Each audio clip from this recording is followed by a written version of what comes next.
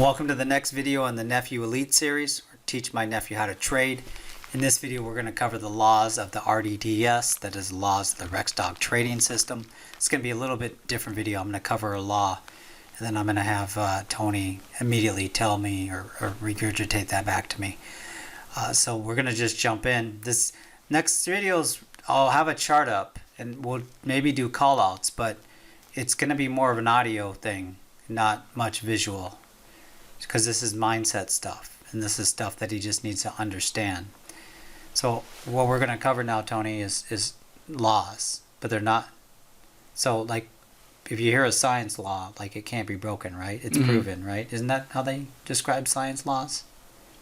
Yes, like the law of Newton. Yeah, means it never breaks, right? Yeah, no matter what the cause is. So the laws of trading never break. But sometimes you can break the laws if you see a trade that's highly worthwhile. But 99% of the time, the things I'm going to talk to you about in this, you never break. But in trading, you realize that, well, to trade successfully, I've shared this with you already, that you're never going to be certain in trading. You're never going to be comfortable. You're going to be more comfortable. Just like you watch poker players, right? Yeah.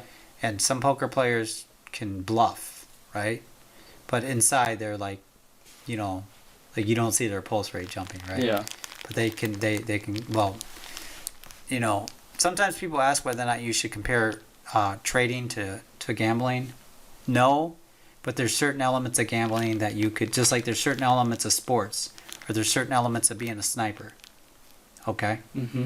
So what I call this the law of the RDTS, because 99% of the time, you shouldn't break these laws. But you can when maybe you see the opportunity and you're going to break one of the laws, but you do it so seldom, it's so rare, that if you keep in mind these laws, because one of the things about trading that people don't realize is that everybody's excited about trading. The number one thing that you're concerned about is risk. Risk management. And when people see me trade, they don't think I'm thinking about risk. What they don't understand is that I trade at a level where I could trade myself out of that trade, even if I'm wrong, at any time. Okay. So it's a hard concept, right? That's so level trading, yeah. And I still, but I still, risk is still forefront. Now I don't talk about risk enough, but I need to start. But so you have to develop a risk profile based on your personality. Some people are willing, like there's a trader I know, he's willing to bet his whole account on one trade, and he's fine with it. Jeez. And he does, sometimes he wins big, sometimes, but he does, you can't argue with his P&L. And he gets there and it doesn't drive him insane, but I couldn't do that, right? Yeah. So let's jump in. So everything I share with you, I will prove to you in charts. I'll never say anything to you and not be able to back it up. Right. And if I can't back it up and it doesn't make sense, you need to call me on it and say, you just said this and you explained it to me, but really that doesn't really back it up. Okay? Sounds good. So like anything I say, I should be able to immediately prove to you unequivocally. Okay. But also realize it's the market, it's a chaotic environment. So, like I can prove it to you, but my proving is at an 80 to 90% level. But there'd be times where even that, because the market's chaotic. Yeah. If it was easy, everybody would be doing it. You're also what's called a retail trader.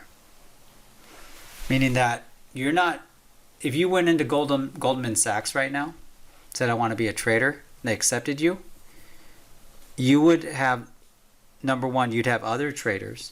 Plus, you'd have their informational knowledge. Plus, they would be eliminating your risk so much that, like, they're not going to give you a risk profile that you couldn't manage or that they couldn't control. Or that they wouldn't give you enough money to trade Goldman Sachs where you'd bring down the whole company. Okay. Right? You never know with my luck. Yeah, exactly.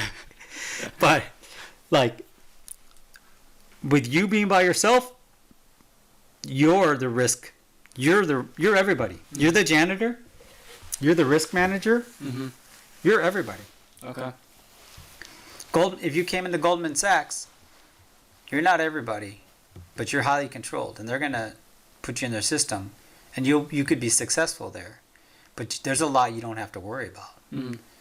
You're a retail trader. You have to worry about everything. Okay. And you're alone. Now, you're fortunate that you have someone here that is teaching you, right? Very fortunate, yes. But it's still up to you. Mm-hmm. So it's like, you need to realize that, though. You're not a big dog. You're not even a big fish in the pond. Mm-hmm. You're a fish on the beach. You should be in the water. Okay. The second you get in the water, every fish out there can eat you. Mm-hmm. Okay? Now you need to swim across the ocean. All right? So, as a small fish, you need to be smart. Very. And you can't piss off the shark No. or even a dolphin No. or even a minnow. No. Okay? They got gangs out there. Exactly. So, like, you're a retail trader.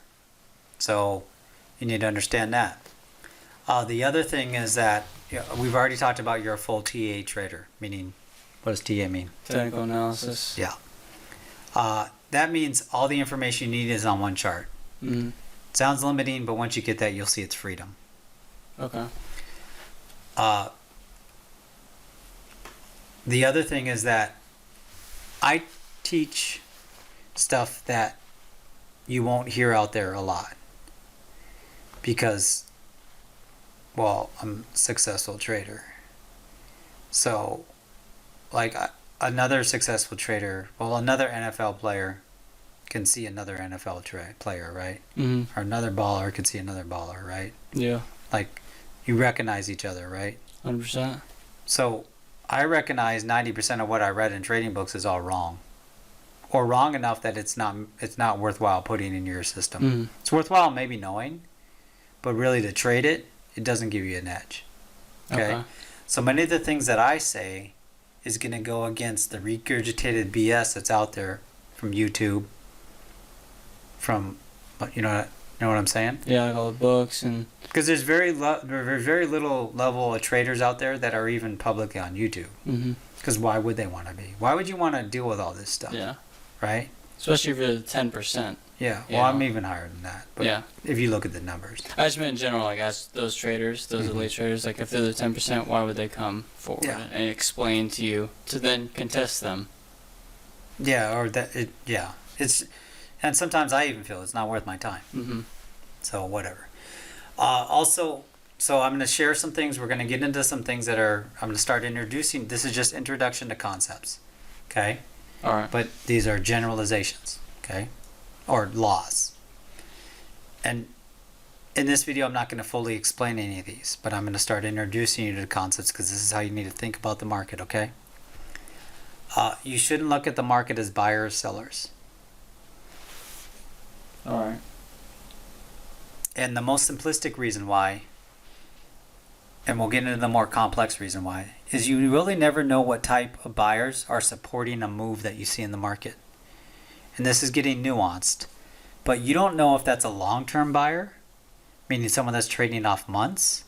You don't know if it's a bucket of short-term buyers, like scalpers. Mm-hmm. You don't know if it's what's called forced buyers, meaning people's stop losses get hit, or meaning people were forced. You don't know if it was a fat finger trade. A fat finger trade is literally a dude with a fat finger hit the wrong button. Yep, happens. Yeah. Or you don't know if it was some computer AI that just went crazy and said that I love ketchup, so I'm buying every stock that has K in the name. You don't know. Yeah. So since you don't know, you shouldn't. Now, this goes against anything you're taught in the trading book. Oh, price went down here and buyers stepped in. Price went up here, sellers stepped in. Yeah, that was what happened. But you don't know. Now, like I said, this is such a minute detail. People will roll their eyes at this, right? Mm-hmm. But I'm teaching you a trading system that's an always-in trading system where you're agnostic to buyers or sellers. So while I do say buyers or sellers, you don't think about the market as buyers or sellers. You think about the chart as moving up or moving down. Okay. If it moves up, we consider that a long move. If we move down, and we consider that a short move. Part of that isn't even not the right terminology because it's using the trade type you're doing, but it's better to think in the market as a short move, meaning it's going down. Doesn't mean the distance, it means that it's going down. And a long move means it's going up. The other terms you've heard in that is bears and bulls. Okay. A bull is going up and a bear is going down. Okay. So we use these three terms interchangeably. But I also don't want you to think about the market as buyers or sellers. Okay? Okay. There's traders that use these fancy terms like liquidity zones. They don't know what they're talking about. They just made up this phrase. It sounds cool. And maybe it's true. But like you're going to be taught the bare minimum to think about the market agnostically, not in some goofy terms. I use goofy terms too, but I don't use goofy terms. I try to create terms because here's the thing. What you allow into your mind and to get into the soul of who you are as a trader is what you're subconsciously going to do. So if you subconsciously think of the market as buyers or sellers, even at a 2% level, you're adding 2% of what I think is wrong thinking into your trade system. Mm-hmm. Okay?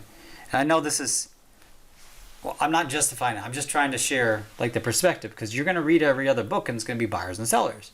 You hear buyers and sellers. You turn on the news or turn on Bloomberg or MSNBC Business or whatever it is. They're going to say buyers really stepped up today. Well, I don't say that, or I don't think that. I think the market had a momentum long move because that's the way I'm agnostic about my phrasing. Okay. Okay. But I'm also going to teach you the basics of what non-successful traders learn, because you need to understand the enemy. You need to understand how they think. Because you might do a trade based on how you think the enemy is going to think. I'm using enemy, obviously, but you know what I mean, right? There's no friends in trading. No friends in trading. Even me. If I'm trading with you and we're in the market together, even if we're on the same trade, we're not friends. No. Sorry to tell you. But I'm going to teach you the basics of what non-successful traders learn. And they never get over that hurdle because they're trading concepts that aren't successful in how the market works. Okay. So you're going to learn the basics. You're going to understand the memory, the tactics, and how they think. But I'm also going to tell you that's not the right way to look at the market. I'm going to tell you the real way to look at the market. Okay. But then you're going to know how most people are taught. Okay? Mm-hmm. Before we get into the laws, we might have to break this up in another video. The way you look at the market and talk about the market is critical. The way you think about it burrows into your subconscious of who you are, the words, the phrases, and the concepts you adopt. They cannot be built on a false foundation. Okay. You don't have to write those notes down. I'll give you these notes. So some of these notes for people in the membership. So number one, on YouTube, there'll be a little description. In the members training, there'll be full bulleted notes, and we'll be doing the standard of pictures and everything else. So if you're a member, you're going to get notes to these trainings, bullet points, and everything else. You'll find that in the members training site. So you got that, right? I did. So what you want to build is your subconscious never betrays your trading system. Okay. And how you do that is the terms you use and how you think about the market. Because if your subconscious is betraying your trading system, you're never going to beat your subconscious. So even as small as buyers and sellers. Mm-hmm. Okay. But you still might. I still think of buyers. I still say it in trading because that's how I can't completely communicate my own phrases. Yeah, without saying buyers and sellers. Because it would confuse a new trader that just discovered me, right? But subconsciously, you're not thinking of it. Yeah. Like you're not perceiving it that way. You're perceiving it as it's going long or short. It's moving up or down. Yeah. Yeah. Exactly. Or long or short, bull or bear. But I think long or short. Mm-hmm. But you might have to still think in buyers or sellers. But I'm just sharing like. But as long as I get that concept of it's not only just buyers or sellers, if it's going up or it's going down. Well, the bigger concept I want you to take away is that people use these phrases because they think they know. Mm-hmm. But they don't really know. And you'll never really know. So to think even in buyers, and I know this is such a minute point, to think in just buyers and sellers, you don't really know what, and I already explained it, what buyer, why they're buying. Mm-hmm. So why they were buyers, even thinking about that you understand why they were buyers. You can see on the chart, but even that thinking alone, like I said, I know it's a minor point, but it has a big impact on your subconscious. Yeah. The next thing is that in trading, you're never going to have a definitive answer. You'll never know. Like, you'll see this question, why did something go up? Even with hours and research, it's not worth your time because you'll never know. So it's meaningless. Why even spend mental energy on it? Unless you really care. But why would you care? It's already over. Like, and who cares if you knew the reason? Like, if you knew the reason, when Trump was president, he would tweet something out and the market would go crazy. So you could say it was a Trump tweet, I guess. I miss those days because they were highly volatile. It was fun to trade those days. I bet it was. You know, now the current president doesn't tweet out weird, crazy things that thinks we're going to go into World War III. And then the market doesn't go crazy all the time. But Trump made the market sometimes go crazy all the time. But I never knew for sure. But I never cared to ask, and you should never either, because it's a waste of mental energy. You don't need to know to trade successfully. You don't ever need to know why, ever. You should develop a trading system where you never need to know why. Why doesn't matter. Just that. Do you have rules that you can follow that gives you an edge that you can make positive P&L? That's all you care about. You don't care about why. You could trade successfully and never know why.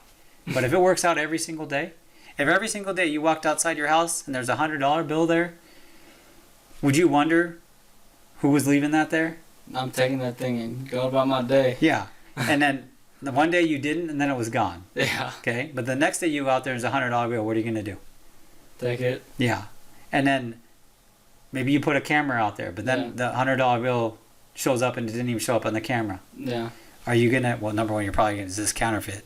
Yeah, is this Someone counterfeit? setting me up. Also, why is there a ghost haunting me and giving me $100? Yeah. But I could be like, you know, hey, $100 is $100. Yeah. I'm not questioning it. But would you every day get up and get up that $100? Yeah. Would you want to know who's leaving it there? I mean, subconsciously probably, but if it's coming to me, it's coming to me. Yeah, and after a while, after a couple days, and I kept doing it, you'd still get up every day, right, and do it, right? Yeah. You knew at 10 a.m. it's going to disappear. You're going to set your alarm. You're going to get up at 10, you might go back to sleep. Yeah. Right? The other thing, walk right back inside and get my blankets. Same way with trading. You might know you'll know why it works, the trading system, but you might be amazed every day. But you're still going to get up and do it, right? But you don't need to know why. That's what I'm saying. I understand. You'll want to know why, but you're never going to get the real answer. Well, humans are curious, as Yeah. we can be. Yeah. So you never get the real answer. So why spend your mental energy on why? But sometimes you want to know why because you want to know why something works. But you also need to be humble enough to know that mathematically, I just tapped into something like the RexDog average you're going to learn about. It's simple. People discount it. But I can show you in a chart time and time again where it works. And I've often thought about why. I kind of think I know why, but I really don't know why. But since I discovered it, how much time since it still works, the second that it doesn't work, maybe I should figure out why it doesn't work. Yeah. But it works. If it ain't broken, don't fix it. Yeah, and why do I need to know why it works? I just need to know I spent a lot of time, energy, blood, and capital to figure that out. And what I did, it works. But I'll never be able to fully tell you why. Okay? I understand. But I use it in my trade system. It's essential. And something you're going to learn. Okay. Let me see how many more laws we have here. Okay, only a few more. We use the term algorithm. Did I ever explain that to you? No. And algorithm is every market participant that exists. I did explain this to you. Okay, yeah. Where it was like a hedge fund or a retail trader or a grandma. Yeah. When I say algorithm, that's every person represented on the chart. Okay. So every hedge fund, trader, whatever else that's on a chart is part of the algorithm. That's just one big bucket for everybody. Okay. Because I don't know why grandma traded that stock. I don't know why the hedge fund traded that stock. I don't even know if it's a hedge fund. It's just the algorithm. So it sounds technical like a computer. I just use algorithm because it condenses everybody into one term. Okay. That makes sense. Yeah. We don't use asinine phrases like liquidity zone, stop hunt, even standard support and resistance. what you'll learn is that these terms are failing traders' mindsets. Okay. Now, it might help you to understand the market, but like you shouldn't look at the market in this way, because that market, you're assuming something over another, is what I'm saying. Okay. So I don't like assumptions. I like agnostic, and I don't know if agnostic's the best word, but like I like thinking where you're always flatlined, Mm-hmm. where you're agnostic is, maybe I need to come up with a better phrase, but I like thinking the trade system you need to adopt is where you always have a baseline and you're not You're neutral in that zone. neutral. Perfect. It's neutral thinking. You're always neutral. Mm-hmm. Now, there's some times where the various indicators and rules will tell you shouldn't be neutral, but you still should have neutral thinking. Mm-hmm.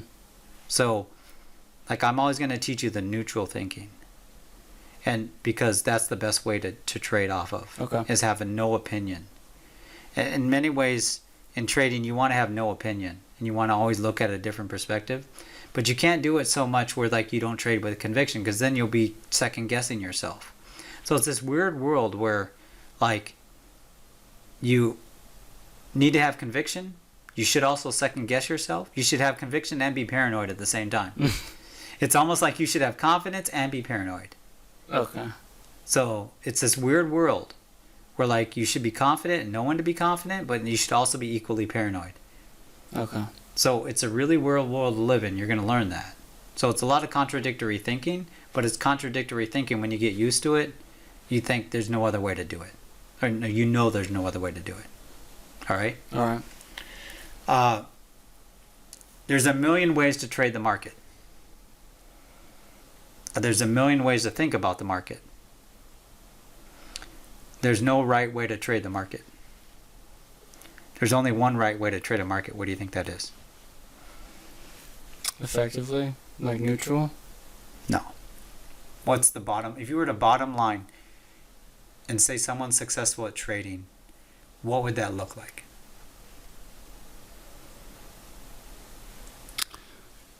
I don't know actually. What would be the measure of success? Oh, if they make a lot of money, or if they win, or if they have a lot of green, or they have no red days.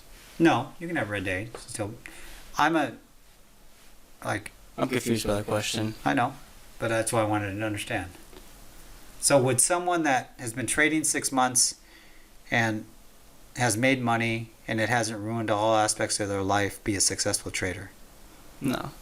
Why wouldn't they? They made money. Oh, They they didn't made really money. know. They said Yeah. they didn't make Oh, money. I'm sorry. They made money. They made a positive P&L, and it's a pretty decent return. It didn't completely destroy their life, the rest of their life. And they did it repeatedly. Would they be successful? Yes. Okay. But maybe they don't. Maybe they're trading a system that has no resemblance to what we trade. Mm. Would they be successful? In the long term. No, just would you call them a successful trader? Let's say it's a year. Let's say it's a trader that's trading a complete system that has nothing to do with the system I'm teaching you, Mm. but is a profitable trader. Are they successful? Yes. Yeah, Okay. but they're not looking at them. They maybe use buyers and sellers. Maybe they use phrases like stop hunts. Like that. What I'm trying to share with you is that there's no one right way to trade the market, Okay. but there is like right philosophies that you should adopt, like risk management. Mm. All traders should have that.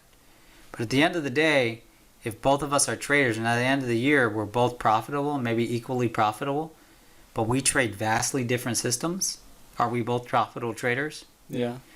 Yeah, so this is one of the few industries where there's there's many different ways to be successful. There's no one right way, Mm-hmm. but there are right things that you should be doing. But even then, some of the most successful traders fly in the face of those right things. I know one trader, he'll stay in a trade because he has conviction on it, and he won't get out until it hits his profit point, and he won't get out until it hits his stop loss. And like, he has trades that sometimes just get up to his profit point and don't hit it, and then go back and lose money and hit his stop loss, even though he had an opportunity to get out, but it didn't hit his profit point. That's how he trades. He never moves anything down. He doesn't manage his trades. He literally says, this is where my stop loss is. This is where my take profit is. One of these is going to hit and I'm going to get out of this trade. And then he forgets about the trade and moves on to the next one. That's crazy. Well, no, it's not. That's what I'm trying to tell you. Oh. You think it's crazy, right? Yeah, that sounds crazy. Yeah. But it works for him. Yeah. And he can do it. And that works for some people. And you might even trade that way. Okay? You say it's crazy. I don't. Because he has a positive P&L.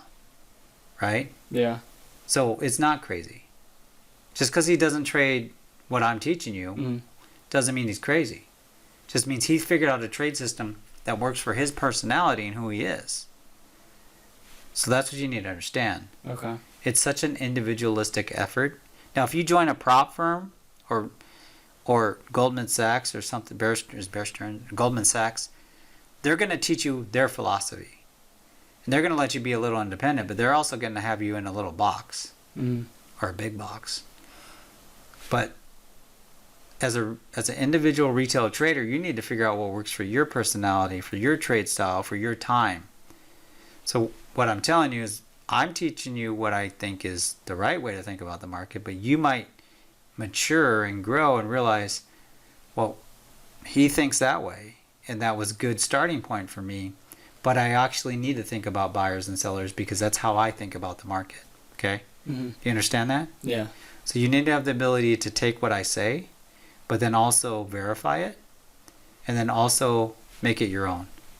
And if you agree with what I say and it's proven to you, then it's your own. But if I say something and it still doesn't feel right in your gut, you need to realize that you need to make it what's true to you and who you are. Okay? Okay. So, like I said, many of this stuff you're going to be learning is contradictory. But that's the way it is. It's never going to not be contradictory at times. Okay. Does that make sense? Yeah. Yeah. So, all right. So we're good with the next video. You kind of the next video will be a measure of success. We'll talk about the measure of the success, give some concepts on that, and Tony, take us out. Yacht.